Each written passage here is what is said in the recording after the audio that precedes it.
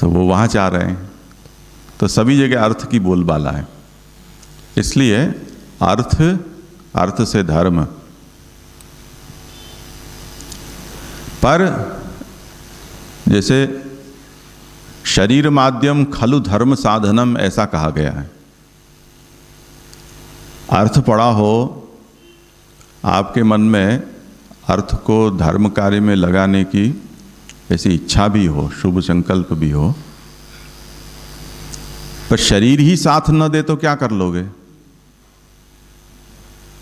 शरीर को ही ऐसा बना दिया कि सुबह उठकर नहाने की इच्छा नहीं हो तो ठाकुर जी को जगाएगा कौन?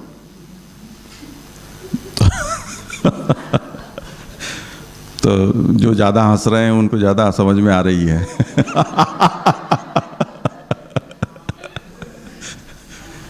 हम सभी की ऐसी ही कोई अवस्था है। महाप्रभु जी के चरित्र में आता है कि आप ब्रज की यात्रा पे पधारे और साथ में एक वैष्णव था और राधा कृष्ण कुंड के आसपास कहीं आपने डेरा तंबू डाले, ठंड के दिन थे। अब श्री महाप्रभु जी तो वैदिक ब्राह्मण, इसलिए ब्रह्म मुहूर्त में स्नान से निवृत्त होकर संध्या आदि करके ठाकुर जी की सेवा में थे। भोग आ गए, रसोई सिद्ध हो गई, तब तक वो अभी कंबल ओढ़कर सो रहा था। महाप्रभु जी ने उसको उठाया, कृपानाथ जागो, मंगलम मंगलम घंटानाद करके तो अब प्रसाद ले लो। महाप्रभु जी ने सीधा यही कहा। चाय दूध तो कॉफ़ी उस समय थी नहीं, उस समय ऐसी विकट यात्रा है कि उसकी कल्पना भी नहीं कर सकते थे कोई। सीधी भोजन की बात की। तो उन्होंने कहा मैं तो नहाया भी नहीं हूँ और ऐसी ठंड में नहाने की हिम्मत भी नहीं पड़ रही है।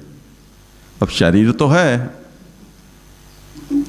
पर कोई धर्माचरण के लायक नहीं रहा वो शरीर। इसलिए एक क्रम ये कहा गया है कि अर्थ से काम की सिद्धि, जिससे कि शरीर धर्माचरण के लायक रहे, और ऐसे धर्माचरण के अनुरूप शरीर से धर्माचरण और उससे पीछे मोक्ष की प्राप्ति। तो काम, अर्थ, धर्म और मोक्ष, ऐसा विचित्र क्रम भी सोचा गया है। और तारतम्य भाव की दृष्टि से देखा जाए तो यहां जो कह रहे हैं वो कि मोक्ष है वो सबसे ज्यादा श्रेष्ठ है, यानी भजनानंद की प्राप्ति, ऐसा मोक्ष। तो तव पादैक मूल दास अनुदास, ये जो 4 पदों से मोक्ष, काम, अर्थ और धर्म, ये क्रम बतलाया है। ऐसा भी क्रम हो सकता है।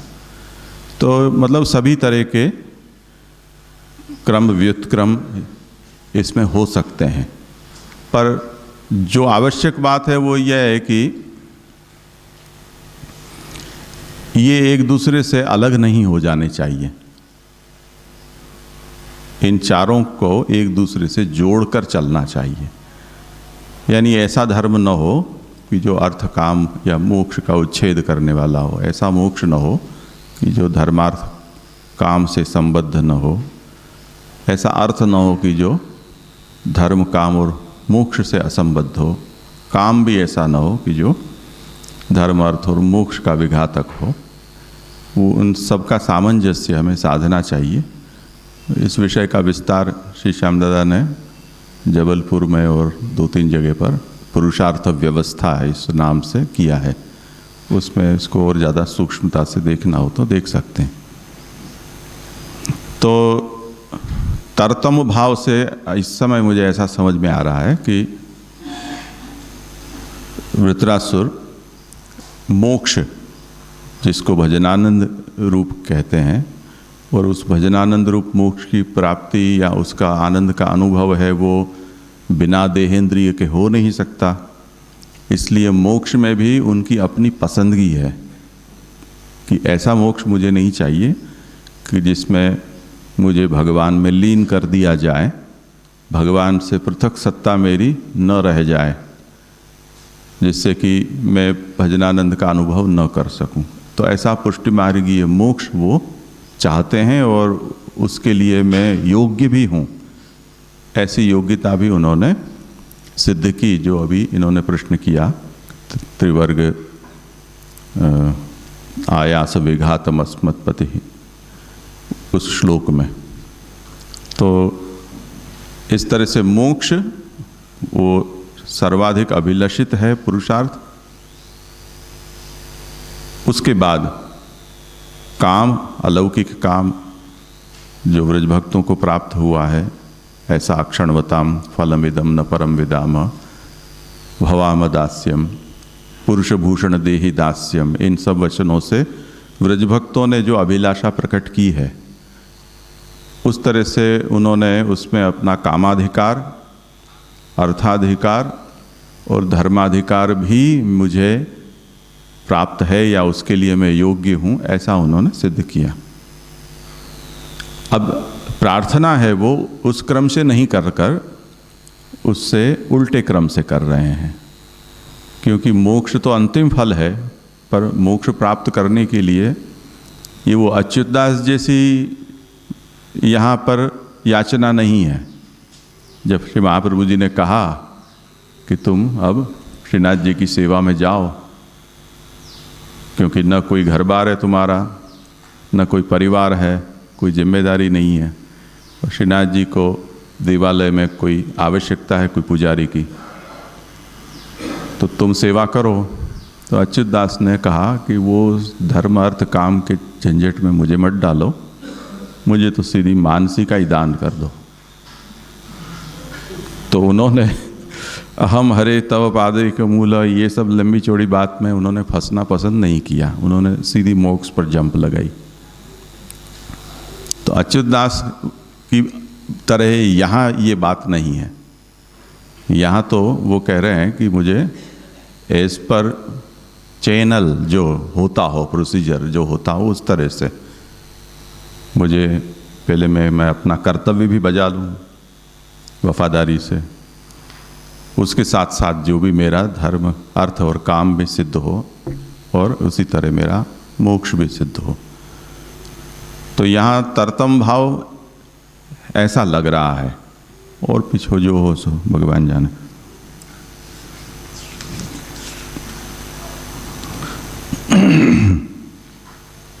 और कुछ है? करें आगे।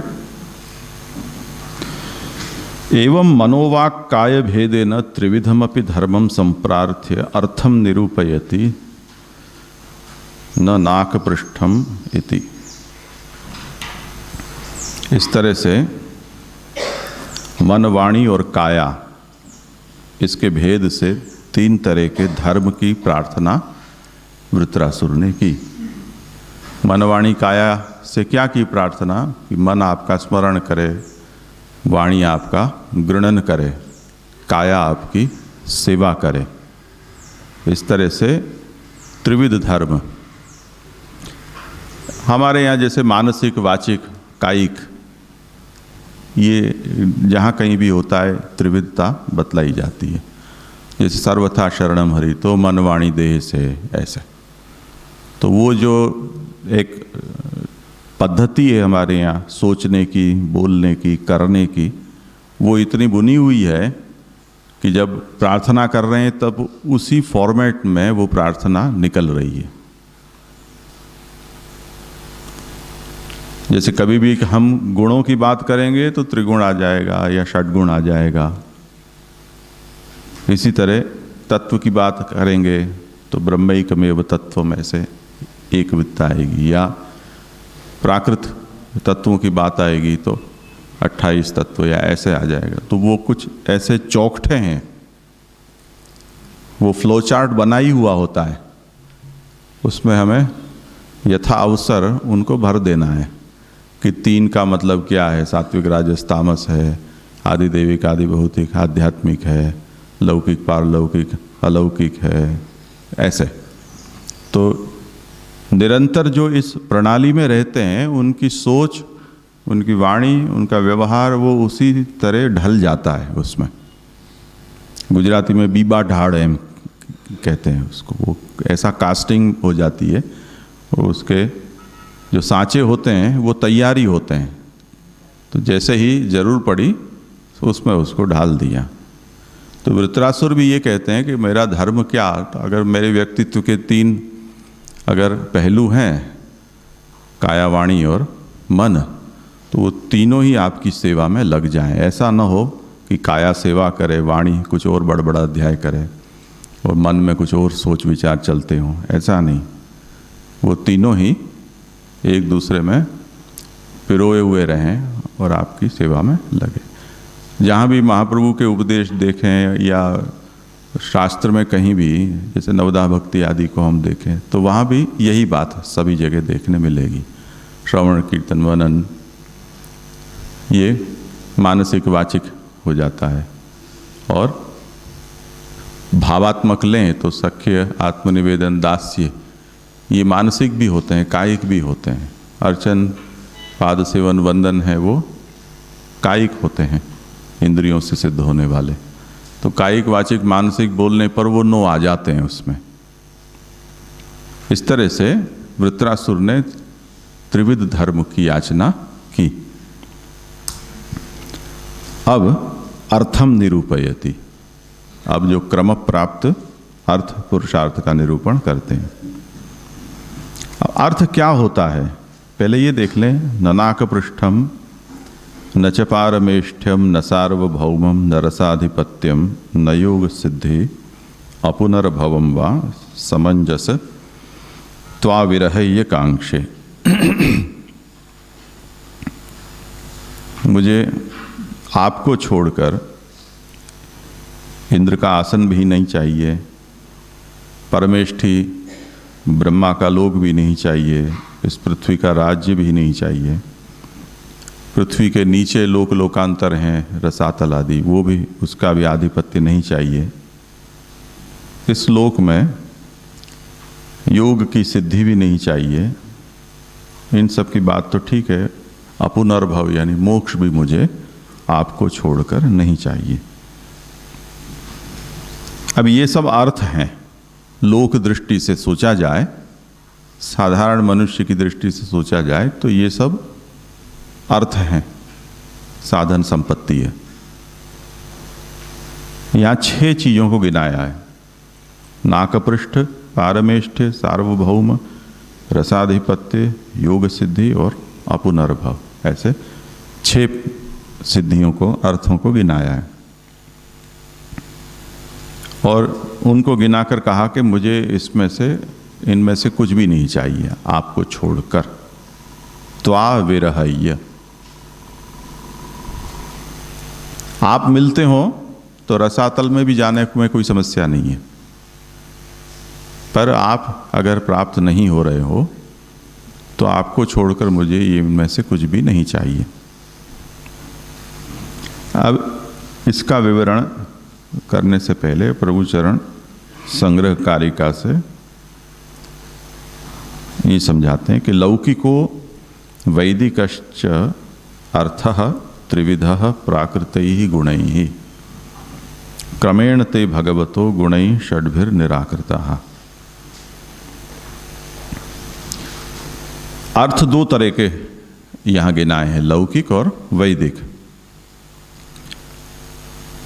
और प्रकृति की जो 3 गुण होते हैं, सात्विक, राजस और तामस, उनके साथ इनका गुणाकार करने पर 6 होते हैं।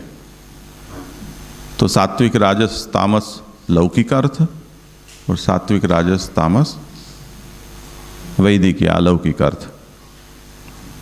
इस तरह से 6 गुण यहाँ वृत्रासुर गिनाते हैं, 6 तरह के अर्थ, और उन अर्थों का वो निराकरण कर रहे हैं कि मुझे ये नहीं चाहिए।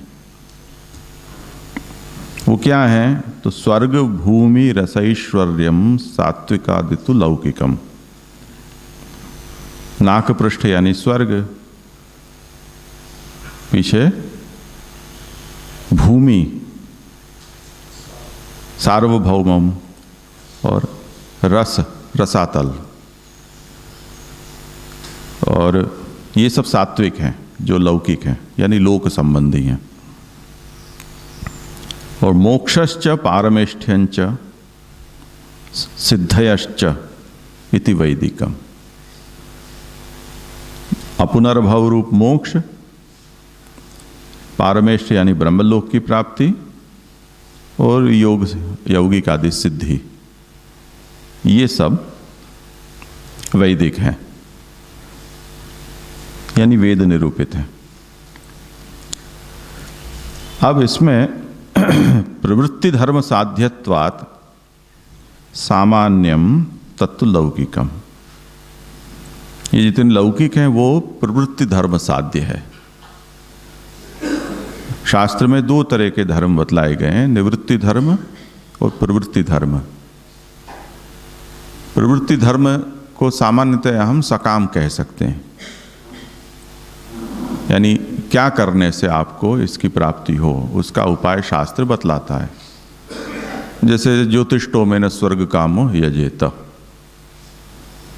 आप स्वर्ग की इच्छा रखते हैं तो ज्योतिष्टोम यज्ञ करें, उससे आपको स्वर्ग मिलेगा। ऐसे तो वो प्रवृत्ति धर्म साध्य होने के कारण ये सब सामान्य तरह के अर्थ हैं, यानी ऑर्डिनरी टाइप के। सामान्य का मतलब ऐसा, उत्तम कक्षा के नहीं कहे गए इनको। और उसका कारण भी आगे बताया है कि नहीं पता नहीं है, पर जैसे क्षीणे पुणे स्वर्गे लोकम विशंति, ऐसा कहते हैं कि आपको प्रबल पुण्य के प्रताप से उत्तम लोक की प्राप्ति हुई, पर वो पुण्य आपके समाप्त हो जाते हैं तो आपको उस लोक से भ्रष्ट कर दिया जाता है कि अब आपको यहाँ और रहना हो तो अधिक पुण्य कमाकर फिर से आ सकते हैं, अभी जाना होगा। ऐसे तो वो ध्रुव फल नहीं है, अनित्य फल है, इसलिए उनको सामान्य कहा है। और निवृत्ति धर्म साध्यत्वात् विशेषात् वैदिकम परम, और जो जिनको वैदिक कहा है वो कैसे हैं कि वो विशेष हैं, श्रेष्ठ हैं, पर उनकी प्राप्ति प्रवृत्ति धर्म से नहीं होती है, निवृत्ति धर्म से होती है, यानी त्याग से होती है, त्याग साधना से। तो उनमें क्या गिनाया? मोक्ष, ब्रह्मलोक की प्राप्ति और यौगिक सिद्धि, ये सब ऐसे हैं। इनको साधने के लिए, इनके फलों को प्राप्त करने के लिए हमें कुछ छोड़ना पड़ता है।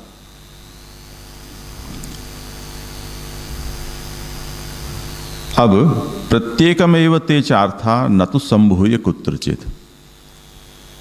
अब कोई ये कहे कि मुझे तो ये छहो के छहो चाहिए,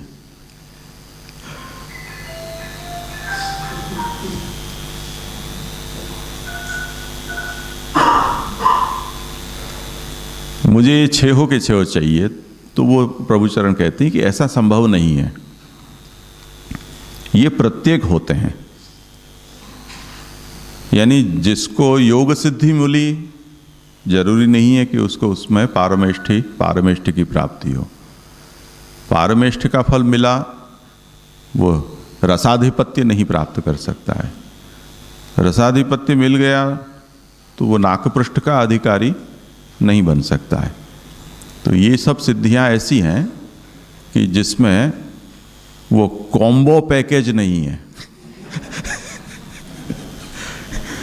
आपको इनमें से किसी एक को पसंद करना पड़ेगा, या तो ये करो या ये करो, दो भी नहीं मिल सकते हैं एक साथ। तो छहों की तो बात ही नहीं दूर रही, ये मतलब है।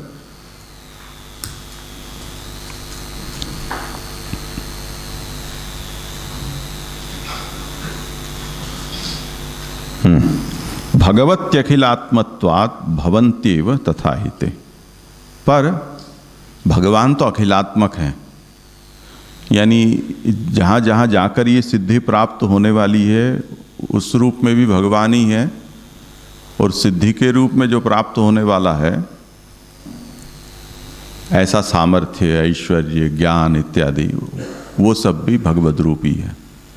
इसलिए अखिलात्मा होने के कारण भगवान में तो ये सब के सब हैं।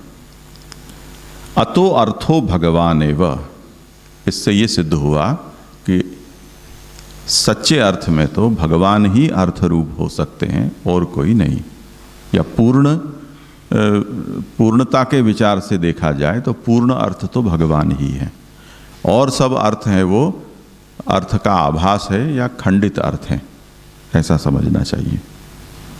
ये पुष्टि मार्गी यानी पुष्टि मार्गी की दृष्टि इसमें ऐसी होती है। अन्यतः अंगम सर्वतो नैरपेक्ष्यंच तथा अत्र विनिरूप्यते। भगवान सबसे निरपेक्ष हैं, इसलिए ऐसे निरपेक्ष भगवान रूप अर्थ का यहाँ पर निरूपण वृत्रासुर कर रहे हैं। और जो छिटपुट या खंडित हुए हैं इस तरह के जो फल हैं, जो धर्मभूत हो सकते हैं या अंशभूत हो सकते हैं, उन सब को यहाँ वृत्रासुर नहीं गिना रहे हैं, उनका यहाँ पर निराकरण कर रहे हैं।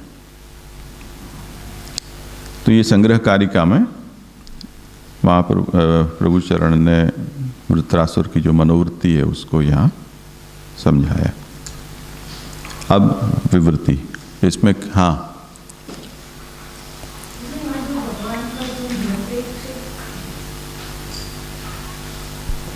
यहाँ जो भगवान का निरपेक्ष स्वरूप का वर्णन किया जा रहा है ये समझ में नहीं आया। खाली मतलब जो वृत्रासुर है वह भगवान, ऐसे भगवान अर्थ रूप है जो निरपेक्ष है, तो इसे कैसे इस बात को समझे नहीं।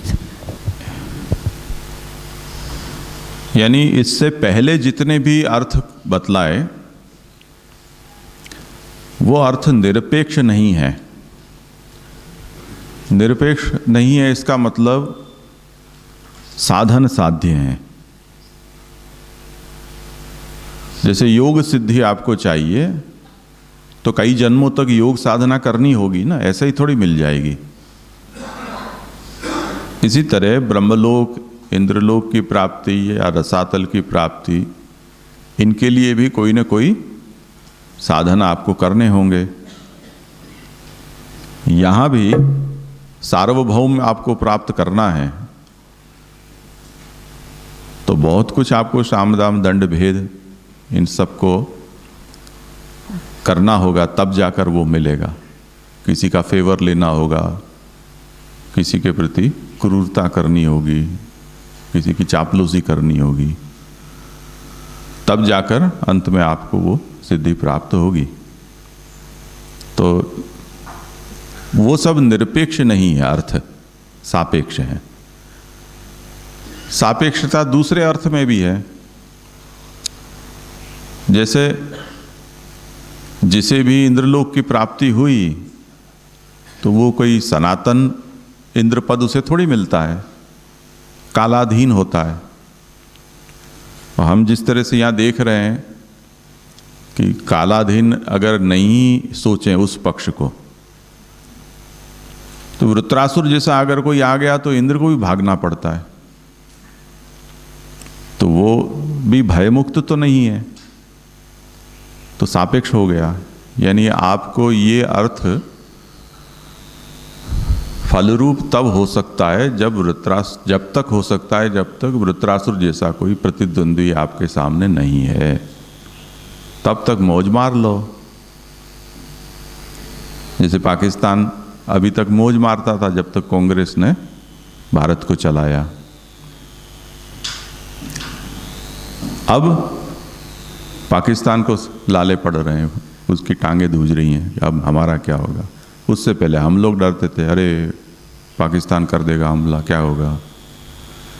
तो जब तक सामने कोई ऐसा प्रतिद्वंदी नहीं है तब तक वो सार्वभौम्य या इंद्रपद और ये सब है वो आपको अर्थरूप हो सकते हैं या आपको काम आ सकते हैं, सापेक्ष हैं। इसलिए ऐसा यहाँ नहीं है, भगवान सबसे निरपेक्ष हैं ऐसा अर्थ है। इस तरह से उसका अब निरूपण किया जा रहा है। अब इसके क्रम से वो ले रहे हैं। आदौ लौकिक सात्विकम अर्थम निराकरोति। स्वर्ग है, मतलब स्वर्ग भूलोक और पाताल आदि या अधोलोक। तो अधोलोक तामस है, मध्यलोक राजस है, स्वर्ग है वो सात्विक है। तो ये लोक संबंधी हुआ और सात्विक है स्वर्ग। तो वृत्रासुर वहां से आरंभ कर रहे हैं, और क्योंकि सामने इंद्र भी है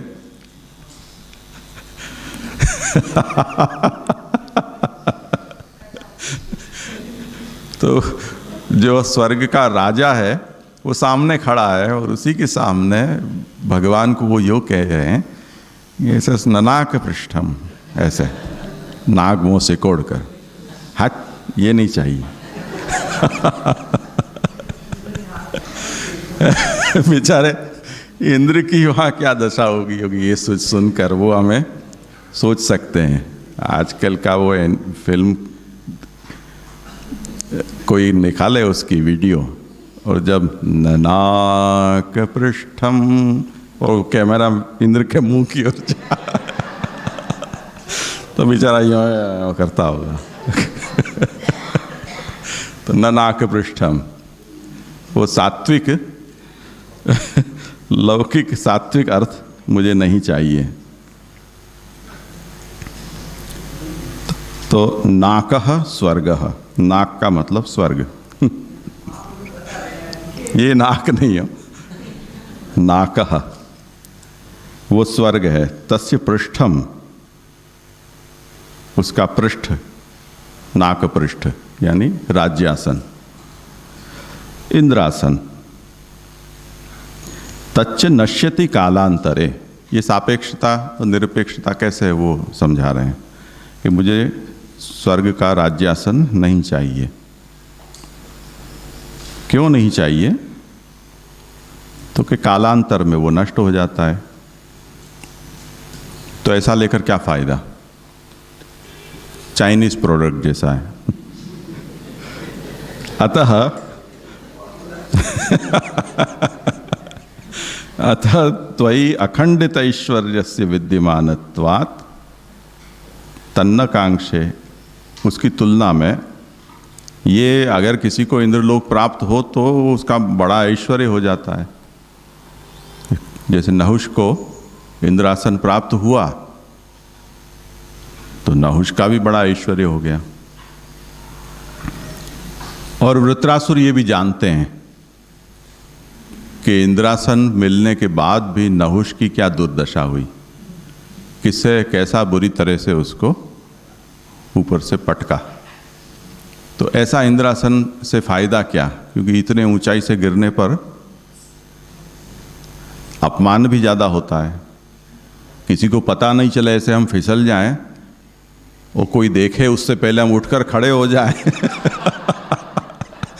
वो तो मज़ा आता है उसमें तो, पर सब लोग देख रहे हैं और गिरे और सब लोग हाँ करें तो गिरने के कारण जो चोट लगे उससे ज़्यादा मन में चोट लगती है अरे ऐसे समय गिरता कि कोई देखता तो नहीं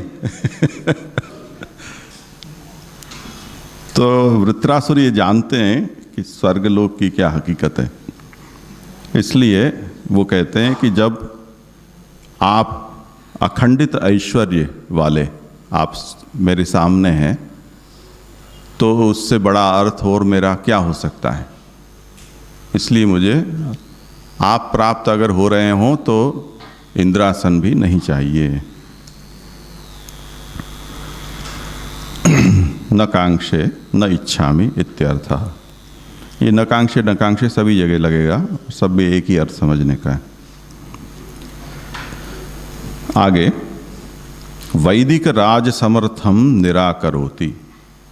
वैदिक राजसम अर्थम, ये दशरा मशरा मत कर देना। वैदिक राजसम अर्थम निराकरोति। वैदिक यानी वेद संबंधी, वेद निरूपित राजस अर्थ, उसका निराकरण करते हैं कि मुझे पारमेष्ठ्य भी नहीं चाहिए। पारमेष्ठ्य क्या वस्तु है? तो परमेष्ठी ब्रह्मा, परमेष्ठी ब्रह्मा को कहते हैं, और परमेष्ठी का जो लोक उसको पारमेष्ठ्य या ब्रह्मा का जो स्थान है उसको कहते हैं पारमेष्ठ्य। इसको राजस क्यों कहा तो समझाते हैं कि रजोवतारत्वात्, ब्रह्मा है वो रजोगुण के अधिष्ठाता या नियामक देव हैं, इसलिए इसे